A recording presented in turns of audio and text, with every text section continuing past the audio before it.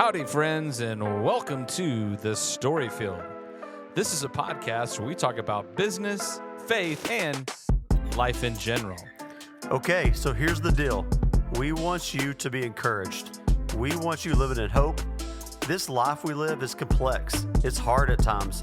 At the StoryField, you will find great stories of normal people just like us who will inspire you.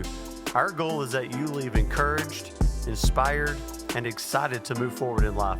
But before we get started, one thing though, if you're listening and you find yourself really hopeless right now, send us an email at hope@thestoryfield.com so we can pray for you. Thanks for joining us today. Let's get started. Hey, StoryField, we have a great show for you today. Don Armstrong is back for round two. I think that may be the first one, Don, where we get to circle back with it. So we've made it long enough, and we got some cool things to talk about with you. So thanks for making time today. Absolutely, it's my pleasure. It's great to be back with you guys. Yeah. So we're gonna ask Don to touch on his story again because it's unbelievable. But if you want to check out the first episode, go to listen to number 20. We're going way back to episode 20. But we're really thankful, Don, to have you on. And let me say this, for all the people who are tuning in and are dealing with adversity in any ways, Don is going to be a ray of hope for you. He's going to be super encouragement, and I believe that's why he's there. I mean, Don, you have been through what I would consider some of the absolute worst adversity and came out on the other side, and now, living some of your best life. And you have a sweet message of transformation that I want people to hear. So, but it's been a little bit since our first interview. So did we have some new people listening? You went through some serious health things. Can you start us with, we want to hear your story again. I mean, we Okay. always do. So start us Okay. there, and then I want to get into some cool things like the course and your book that, some things you got going on. So give it to us again. No problem. No problem. I look at my story as a message of hope and encouragement. So I'm Oh, always yeah. excited. I'm always excited to share.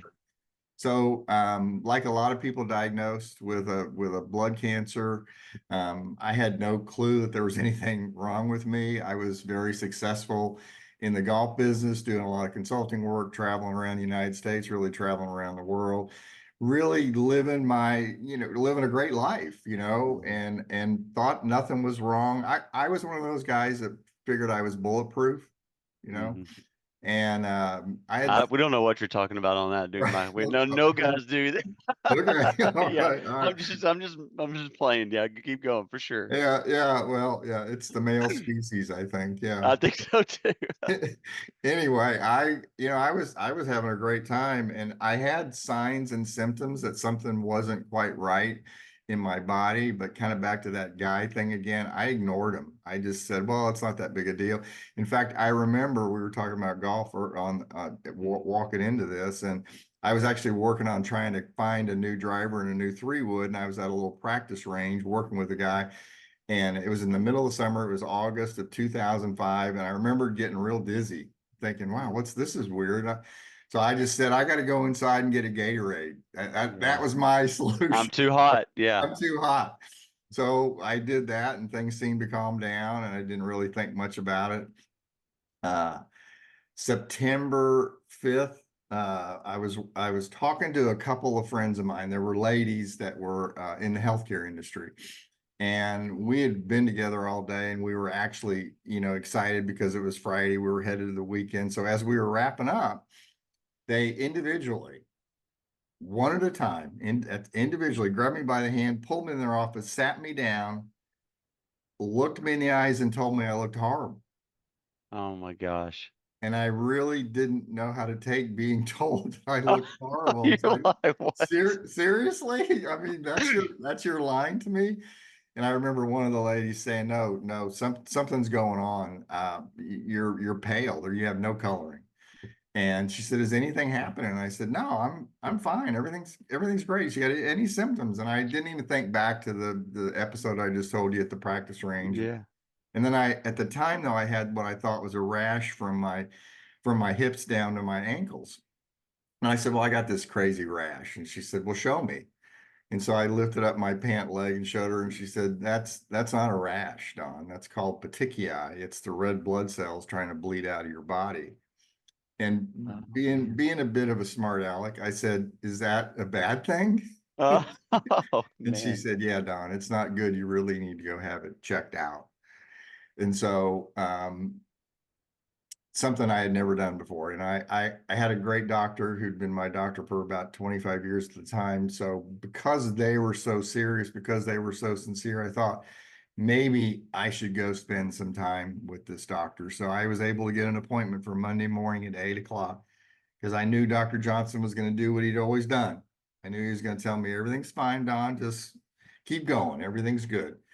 Well, I could tell immediately that that was not the case, that he was concerned about me. He had this look on his face. He started asking me some really strange questions, and we usually joked around. There was no joking. There was no joking. He said, "I'm not sure what's happening. Let's do some blood work, and one of the nurses will call you in the morning." But here's the weird thing about that. He followed me from the exam room to the front door.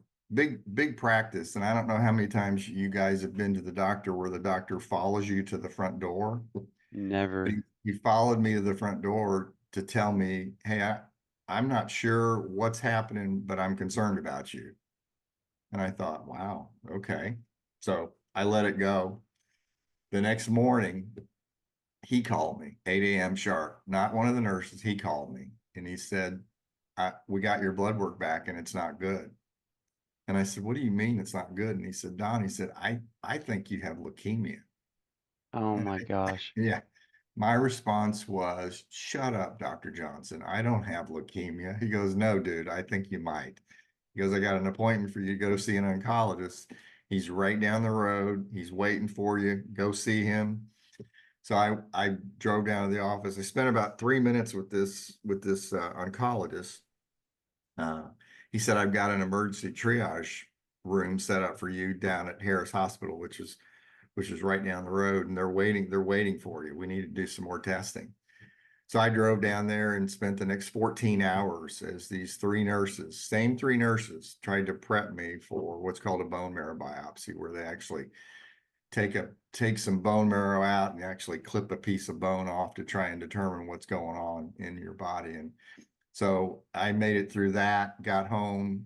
The next morning, I was back in the oncologist's office with an oncologist telling me, you have cancer. Mm. So Quite a shock. what was the time period between, oh my gosh, I'm calculating in my head, like, was that like on a Saturday or Friday, and the next thing you know, it's Monday, and then Tuesday you're already, is it that quick? It's that quick. So I Oh was my actually gosh. so I met with those nurses on a Friday.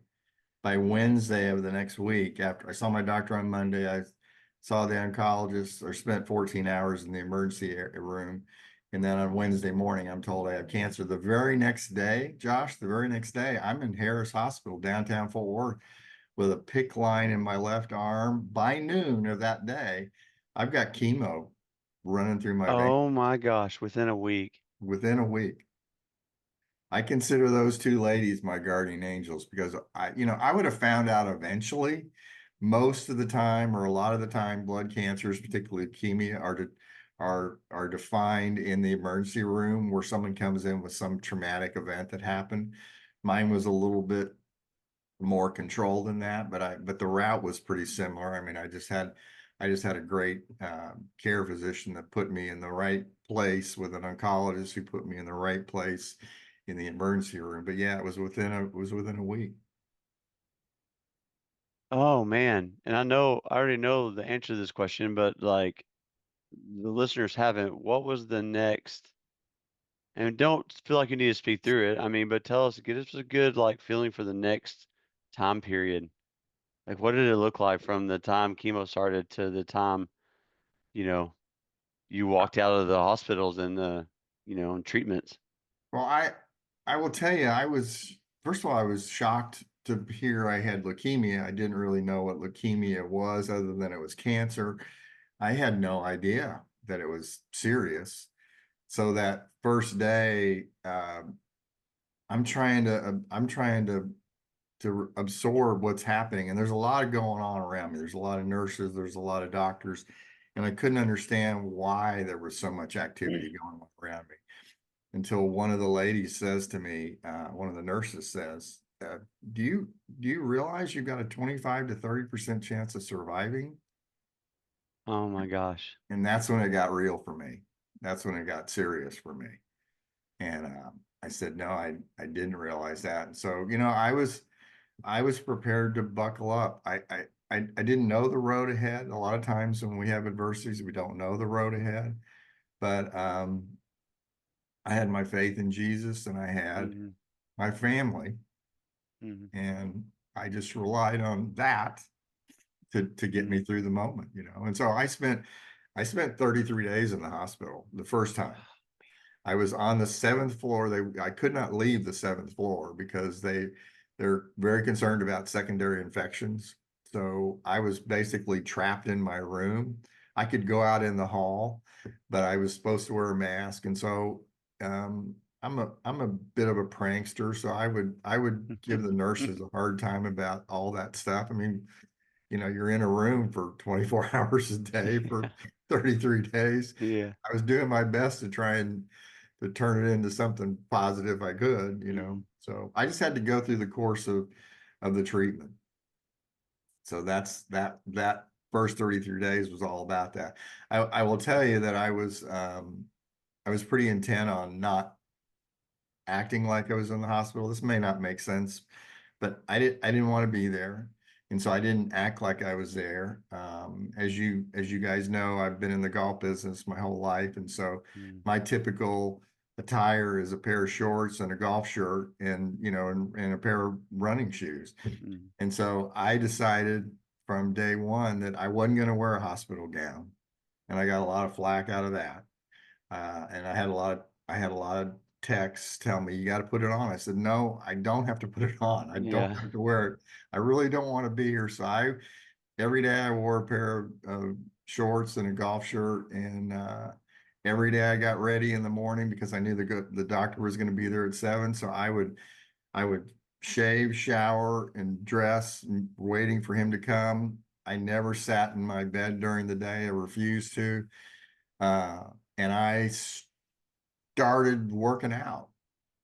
The chemo was pretty rough, but I started working out. I started lifting weights. I started walking every day, and that just became my routine. Being trapped for 33 days, I was trying to do my best to endure it as well as I could. Man, I'm just seeing the connection now. I mean, because we're going to talk about a course you developed, and I want to talk about your book, but it's amazing. Like you were doing this stuff then that, I mean, that's so helpful to get you through and keep you moving. Right, I'll absolutely love that. Wow. right. I had a really great upbringing in the golf business. I worked for a couple of individuals, one that became my first mentor, and the biggest thing they stressed to me was to, look at life in the most positive light that you can.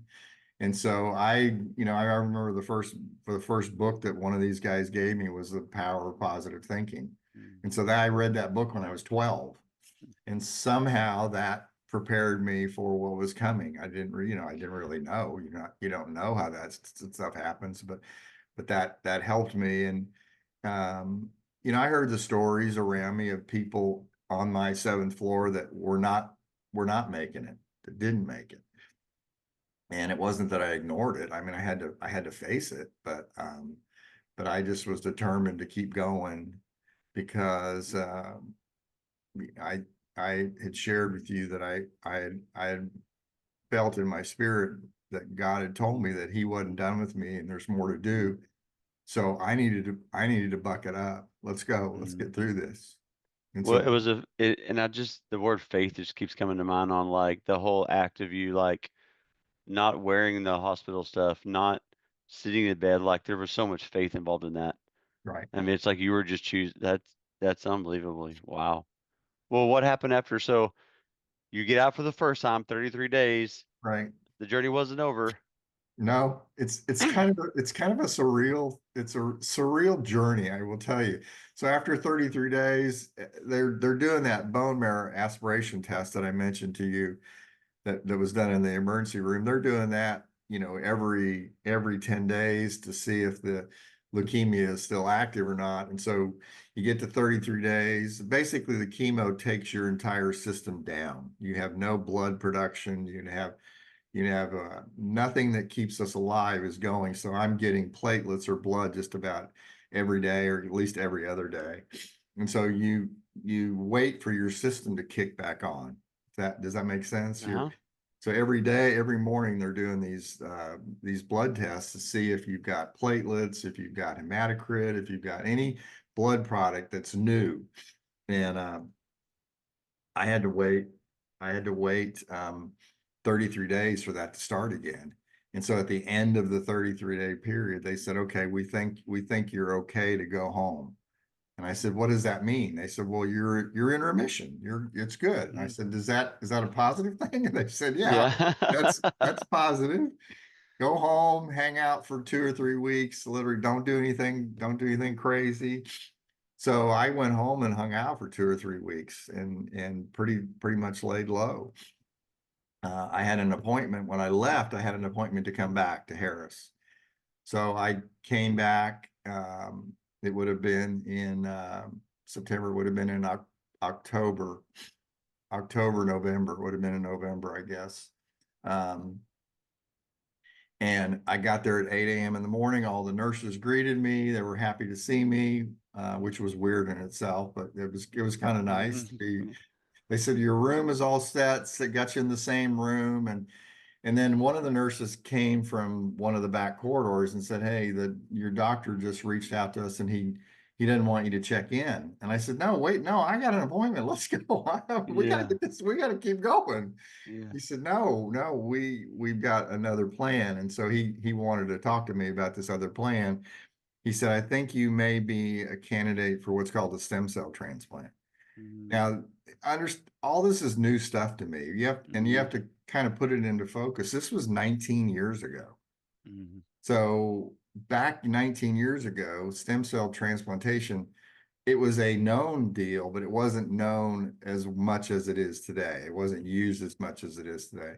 But he said, "I think you might be a great candidate for a stem cell transplant." And I said, "What does that even mean?" And he said, "Well, we want to do our best to ensure that the leukemia doesn't come back, and the stem cell transplant could do that. So I want you to go to Baylor in Dallas for this second round of chemo, and they'll start looking for a donor for you."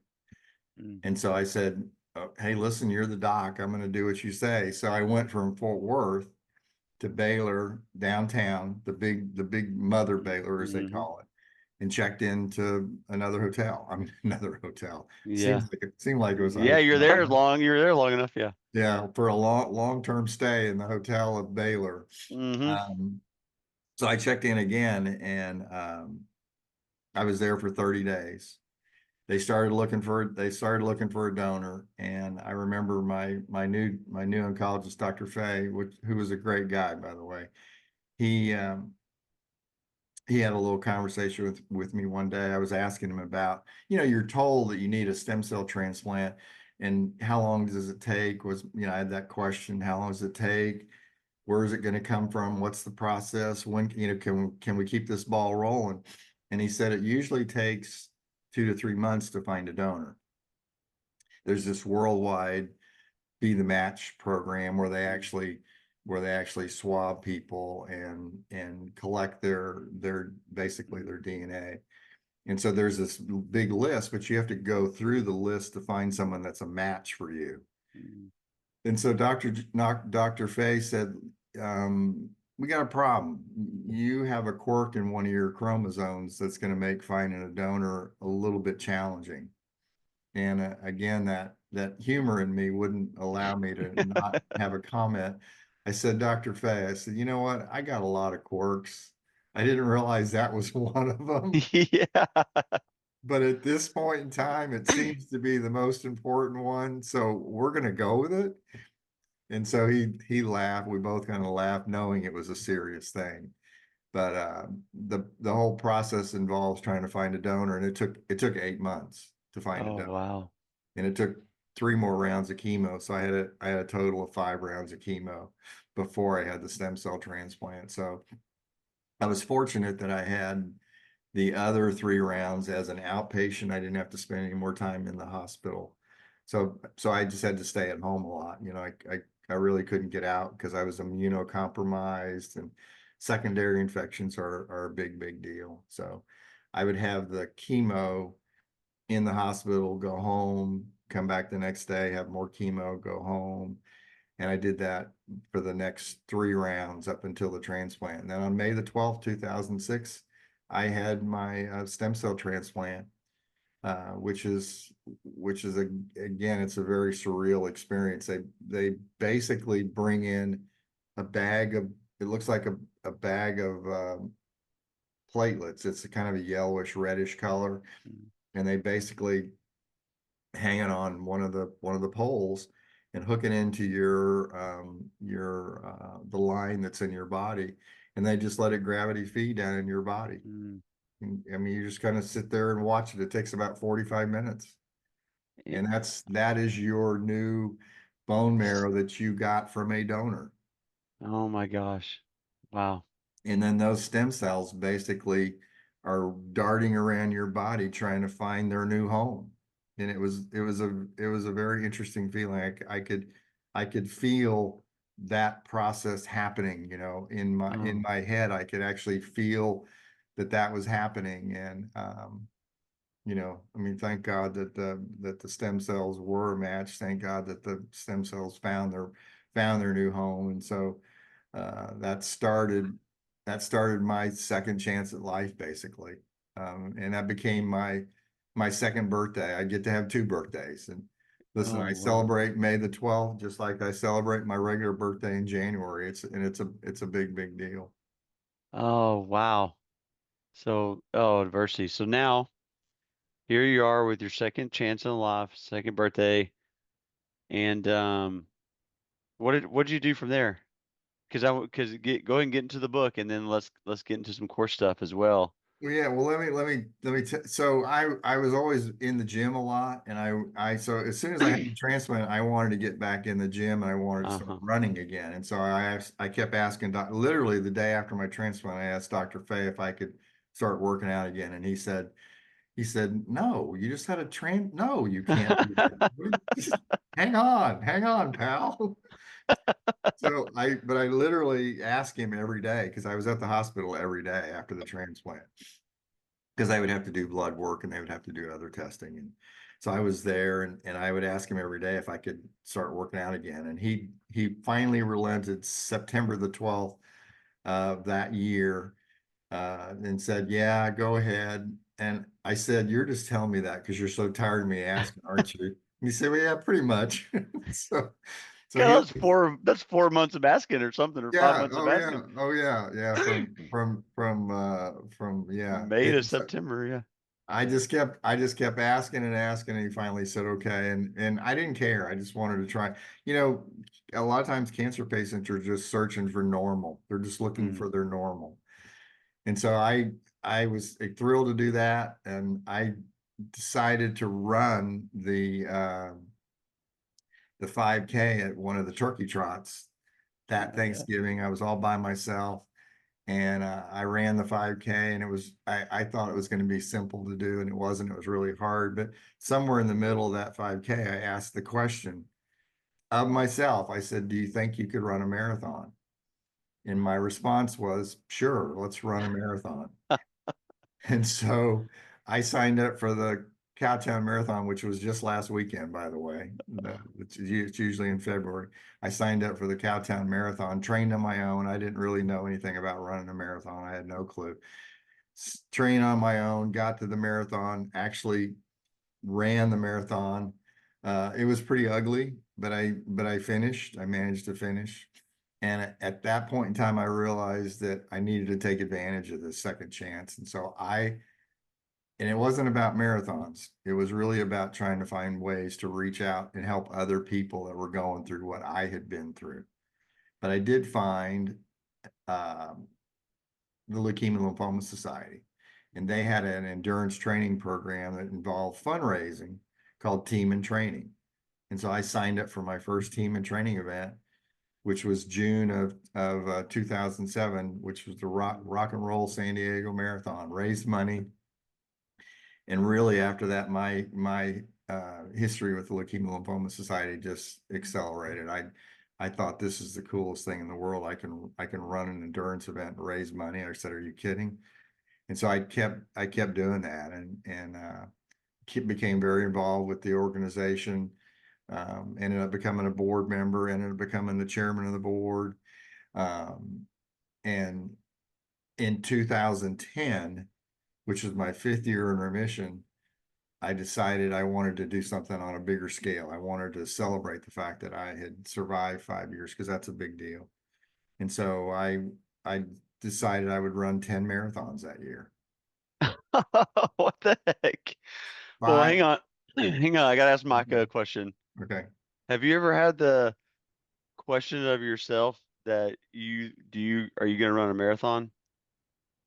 Man, I am what they call fast twitch muscle group. So I do great in probably 8 to 15-second bursts, which is why I was really good at running back in football. I can recall 0 times in my life where I thought I wanted to run more than a 5K. Yeah, that's amazing. We did that Don. Stephenville 5K, and I don't know, I probably did it in a god awful time of like 18 minutes or something. So there's no way you're even going to get me on a 13-1. Much less 10 in 1 year. Because my grandpa always told gracious. me you only have to run faster than the slowest guy. Exactly. That's true. So That's true. the Bears going to get that guy. I just need to be able to outpace him. Right, right. Oh my gosh. Okay. Unstuck Coaches hates it when movement and progress in a person's life or business is stuck, or frozen, or slowed, or just stopped altogether. Well, we have found a solution. Unstuckcoaches.com. They offer a variety of coaching services to get you or your business moving again. Check out unstuckcoaches.com. Hey, y'all. I just want to make an observation. When I see someone going through a legal situation, it seems like there are way too many unknowns. Well, the Allen firm provides legal guidance so that you can make a great decision, come to a resolution, and be at peace. For more information about the Allen firm, visit allenlawfirm.com. I'm sorry, because I'm just thinking I've never even had that desire or that thought of myself too. Now you're like into like I'm gonna do 10 in 1 year. Well, my point was I wanted to raise awareness of the organization. And Yeah, I for wanted to sure. raise money for the organization, right? So I thought, hey, listen, maybe I can do this. Maybe I can make this happen. So I reached out to the Leukemia Lymphoma Society, and they said, yeah, let us be a part of this with you. Let us help you. And so they gave me some marketing help, and they kind of followed me on my journey. And I had to come up with a name for that campaign. So I called it the Finish Your Race campaign. Oh, Is that starting to make sense? yeah. Okay. So I did the marathons that year. I traveled around the United States. I actually I ran the Paris Marathon that year as well. And So how many miles do you think you ran that year? I mean, including trainings and everything. oh my gosh, I really couldn't even put a number on it. I don't know. I probably ran I was probably running 40 to 45 miles a week training. And then if you throw the marathons in, I don't know. I've never even calculated it, really, Okay. to be honest. Wow. It was more than 100. It was more. No. It was more than a For sure. 5K, Micah. Yeah. No. So, I think my wild. favorite is that he's like, yeah, I got this company to pay for me to go do all these races. And oh, by the way, I went to Paris. I'm waiting for the next Spain. Yeah, you know. I love hey, the listen. I love the God story of all that. I mean, Yeah, I was But it's just an awesome cause, and you came up with like a catchy marketing for that. exactly. So after I had that campaign and survived, by the way, it was a lot of fun. I actually finished the year by running 3 marathons, every weekend of the last 3 weekends of the year. I ran a marathon. Oh my So, goodness. which was kind of interesting. Um, but after that, I started getting requests by the Leukemia and Lymphoma Societies to speak on behalf of the organization. And then I had other organizations like Be the Match, where I got my stem cells from, and Carter Blood Care, and other organizations wanted me to come and speak, just share my story, share my message like I'm doing today. And I had a lot of people say, you ought to write a book. And that always sounds easy. You think, what? Nothing to that. Yeah, I'll just zip out this book. And I started taking it seriously. And I think it was probably 2012, 2013. I thought, well, maybe I can. Let me see how I make this happen. And it was incredibly hard to do. It took me 5 years to write the book, because there's a lot of imposter syndrome.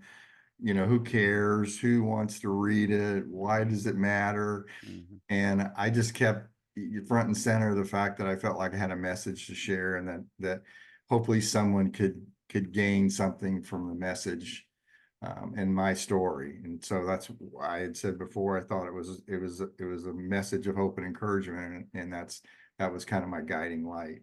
And so I actually self-published the book in 2018, started selling the book, and the rest of that's pretty much history. So that's been quite a while ago. Heck, that's been 7 years ago. Not amazing. If you had to kind of summarize one of the bigger messages from the book for somebody, and then tell us where's a great place for somebody to grab a copy? They can go to my website, go to donarmstronglive.com, and you can actually see book, and they can actually book it, and they can buy it from the website. It's also available on Amazon. I mean, Okay. I think we can buy everything on Amazon, by the way. Yeah. But I'm 100%. also Yeah. I'm also on Amazon. But if you buy it from my website, I'll sign it and actually send it to you. So Perfect. that's a little added incentive to do So that. donarmstronglive.com. Right. Okay, perfect. So, yeah. And Yeah. we'll link that up so people can Okay. just click on it. Okay. So what's the big message you think of the book? And then let's get into the course and how that Okay. came about. Okay. Well, I'm a firm believer that all our lives get rocked by adversity. I wasn't unique in the fact that I was the only one. Mine was a little bit more serious, but we all have adversities. We have simple adversities. It could be something like you lose your keys in the morning. Maybe you have an unexpected bill. Maybe something happens at work that you're not expecting. So things happen, or they could be more serious, more involved, the loss of a job, the loss of a loved one, maybe an illness of your own. So we all have adversities, and I don't know that we always have the tools to make it through the adversities. Mm. And so through my journey, and again, while it was happening, guys, it wasn't one of those conscious things that I was aware that I was changing, mentally, in terms of how I looked at the world, but I was changing. I think change is typically a retrospective thing, where we look back and go, "Oh, wow, look what happened." If you're doing it in the moment, something's much more connected to you than I'm aware of. But Yeah. so I just realized that I had changed. I was very successful in business before, but I probably wasn't a very nice guy. Mm. And that didn't really bother me as long as I was successful. Well, after cancer, I look at my life in two ways: pre-cancer and post-cancer. Mm. Pre-cancer, I was this type A, going 100 miles an hour to be as successful as I could, to make as much money as I could, and didn't really think about the importance of life itself, if that makes any sense. Mm-hmm. Yep. Makes After cancer, I started thinking, wait a minute, there's more to this. How can I impact people's lives? How can I add to other people's lives? And I knew that I wasn't the only one that went through adversity. I also knew that I probably wasn't the only one that didn't have the tools. So I had been blessed to learn the tools through my journey and felt like it was part of my role moving forward was to share the tools that I had come up with in this journey. Mm. Oh yeah, you discovered what was in you. Well, I still think it was really cool that you had them in you and you were using them, and Right. and that made you bring it out to bless other people as well Yeah. with I, with your experience. yeah, I guess one of the biggest lessons out of my journey was the importance of relationships. I didn't tie much value to relationships. And I mean, don't get me wrong, I had relationships. I had family and friends and acquaintances in my life. I just didn't give them much credence. I just didn't give them much thought. I wasn't doing a lot of soul searching on the people around me, but cancer cancer brought kind of a quick stop to that, where I said, "Hey, hang on a second. At the end of the day, when we leave this earth, no one's going to be impressed by how Yeah. much money we made, where we lived, where we vacationed, what we drove, but they are going to be impressed with, or they are going to have a connection with the people's lives that you touched." And so that's why I wrote the book. That's why I started speaking, because I felt like I had a message that could possibly touch someone else's life without them having to go through cancer. I don't want anybody to go through cancer. I just want them to have the realization that there are things that come up, and yet there are ways to react to it that can put them in a much better position. And oh, by the way, don't forget about the people around you, because they are what makes life important. Wow, I remember that. I'll never forget a time I feel like the Lord really impressed upon me the exact same thing. You know, I'm a lawyer by trade, so we're we're taught to be super task oriented. We're keeping track of every minute, so it just makes you very task driven. So one time, one of a staff member came in and spent like an hour with me, and just kind of it was almost like a ministry opportunity. But I was so frustrated after the person left because I just quote wasted an hour worth of time. I could have been getting something done, and the Lord's like, "It's not about the task; it's about the people, Josh." Like I'll never forget that, and I was like, "Oh, that's exactly what you're saying." Like, I mean, Yeah. it's Yeah, all about the 100%. people. That's exactly what I'm saying. 100%. It really is about the people's lives that you touch. And the interesting thing for all of us is we don't generally get the thanks. We don't usually get the kudos from the people that we Mhm. touch. And that's okay. It's not about that. It's about, can you make an impact? Can that 5 minutes that you spend with somebody, or in your case, that hour that you spent with somebody, can that help change the direction of their life? Can that make some impact on their life? And I happen to think that it can. I think Yeah. I think it's that impactful. Wow. Well, let's talk about your course. So you went to the book, and then at some point you were led to, want to create an online really course, which is called, and I love this. It's such a course of transformation from adversity to living your best life. Right, And I love that because we all can relate to adversity. right. And then the transformation, you even said in here, Don, about it being, I jotted down, a gift. Like adversity can be a gift Yeah, to make life better. Like you've got to talk about that. So get into the course. Let's talk about the giftness of it, because my initial reaction to adversity is not, oh, look at this sweet gift. You yeah. know, Maybe I'm torn or turned a little bit differently now, but Mm. I've always looked at, I say always, after cancer, again, I've looked at adversity as an opportunity. Yeah, It's that's good. how do we let it impact our life? Does it can we look at it in a way that says, okay, something's happened that's not the greatest in the world, but how can we turn that around? And so, yeah, to me it is a gift.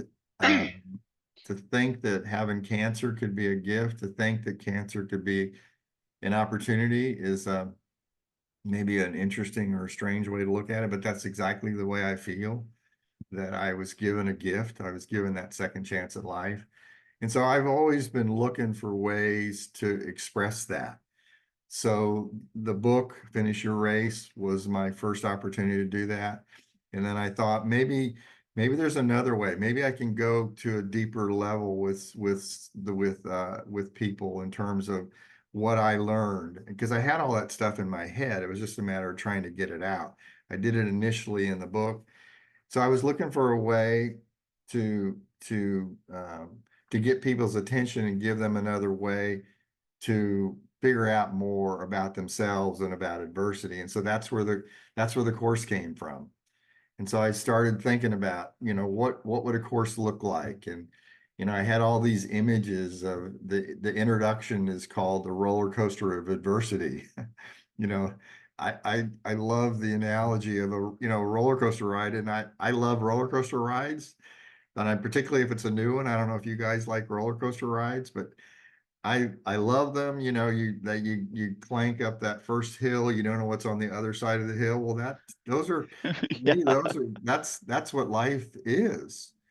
So to me, the roller coaster analogy is that we don't always understand what's ahead of us, but we know if we've got some tools that we can get through it. And so that was that's the first part of the course. By the way, the course is it's basically 6 weeks. It's 7 learning modules.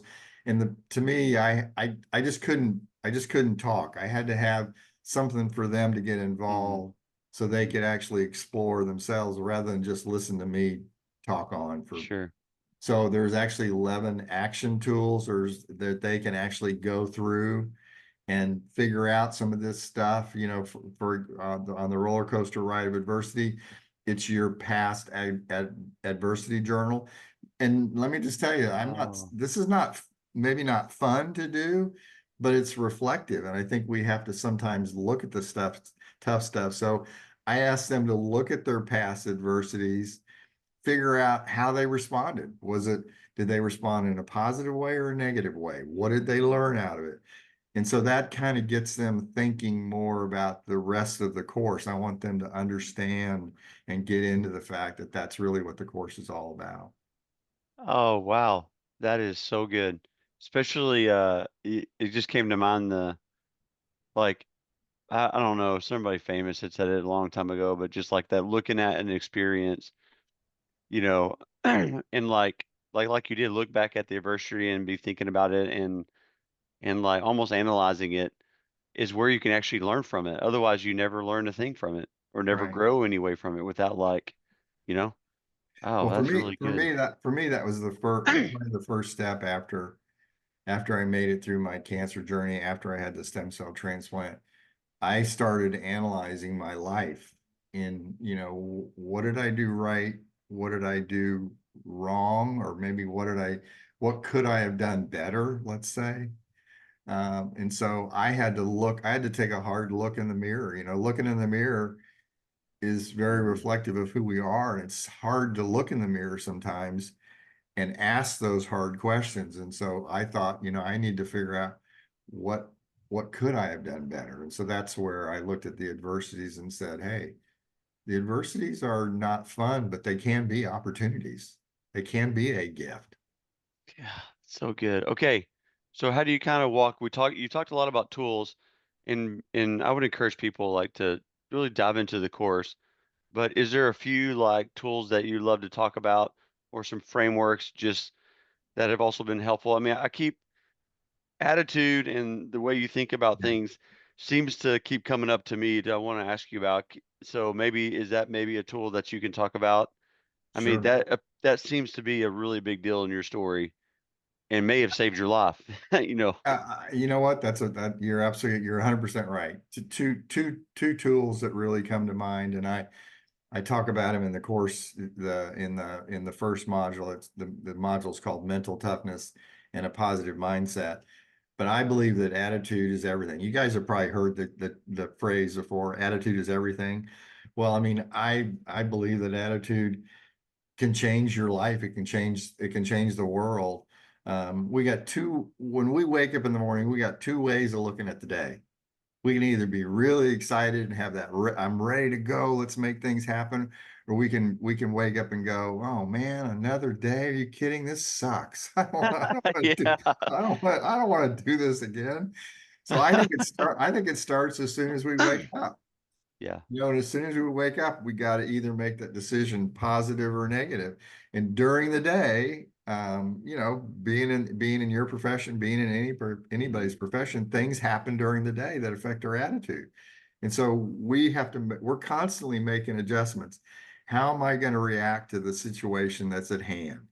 And don't be fooled thinking that the people around you aren't paying attention to what Josh and Mike are doing, because they're paying attention. How are those guys reacting? What are they doing? Are they looking at this thing from a pro side or a con side? Because if they're not looking at whatever side they're looking at, I'm following it. So, attitudes are very contagious. Yeah, I was about to say there's a lot of weight on other Oh, people, good or bad, in there. yeah. Yeah. Yeah, 100%. So I look at attitude as such an important way that we view the world. And I know that your attitude is powerful enough that depending on what approach you take, it can literally change the direction and the outcome of your life.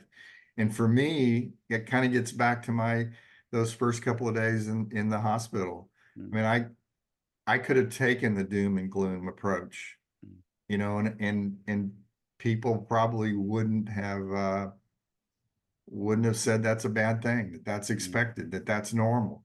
But I didn't want to do that. And Josh, at the time, again, it wasn't clicking in my head that's what I was doing. It was just from that early childhood understanding of a positive attitude. I was just doing it probably instinctively, but not really aware of the fact that I was doing it. But by golly, I didn't want to be there, but I knew I wanted to be there the next day. I just wanted to survive, and I wanted to get to the next day and the next day and the next day. And so it was happening. I just didn't have a recognition of it. So at the outcome of the book and at the outcome of the things that happen after the transplant, I realized, man, you have a good attitude, things will change. Things can go in your direction. And would you rather look at things in a negative way, or would you rather look at them in a positive way? Oh, wow. There's a verse, about as a person thinks, so he is.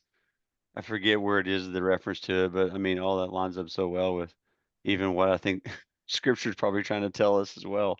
100%. But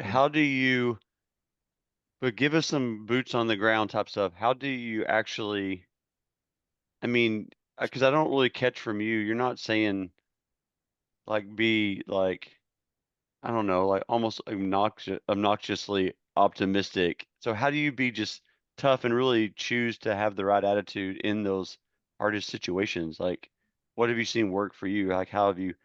Because I don't feel like it's a fake. I think this is a real thing, like a Yeah. real, not like a fake. Like, I see what I'm saying, but I'm just gonna just say something that doesn't mean anything or have any weight or I don't really believe type of thing. Yeah, no, that's an outstanding question. I am not one of those fake, Yeah, where things come out and they sound like, well, that guy is just yeah, he's he's over the edge. yeah, yeah. I just think it ends up being kind of a baseline for me, and uh I look at life from the standpoint, if something happens that's not what I want to happen, should I have a positive attitude or a negative attitude? And then what do I do? What's the framework? And that's where action comes in. I believe that Okay. action can lead us in the right direction. How many times have you had a problem where you let the problem consume you and you didn't do anything about it? You didn't It's in your confront. head the whole time. I Yeah, mean, it's you're in just your like head the whole, you're in your immobilizing head. you. Yeah, yeah. And an adversity can do that. Let's be real. So I think you've got to be able to confront the adversity. You got to be able to come up with a plan to get by the adversity, but the plan doesn't work if you don't take action. So I look at everything from an action standpoint. How do I apply action to my life? And action is an interesting thing. Again, I'm not over the top on this, but I just know that action comes in small steps. Mm, You've seen the quote, uh, the journey of 1,000 miles starts with one step. mm, Well, everything we do starts with one step, and it's always one step of action. But typically you had to have that positive approach towards mm, things to take that one step. So you got to get out of your head. You got to understand you can move forward, and you got to start taking action. Let's say you've got a goal you're trying to achieve, you got a problem you're trying to solve, you got something that you've been working on that you just can't get over the hump on, but maybe you're not doing anything. So what's that one step that you can do to move you forward? Realizing it's just not about one step. It's about taking one step, followed by another step, followed by another step. And the momentum of the steps is what keeps you going in the right direction. So break down those issues into one step modules, right?